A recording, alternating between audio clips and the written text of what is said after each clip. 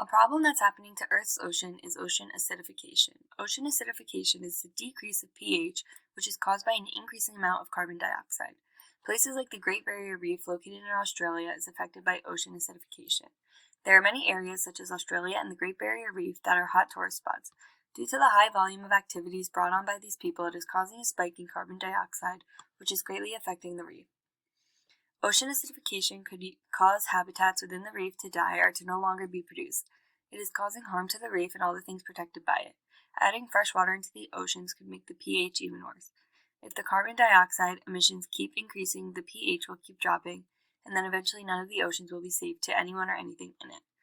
This could harshly impact all the species living in the oceans. In efforts to stop ocean acidification, they have made the Paris Agreement. This agreement states that there needs to be a reduction in emissions of greenhouse gases that cause climate change. Another way is to use renewable energy resources. If the activities keep happening among these areas, then it is important to take into consideration all the factors that could help the pH from decreasing.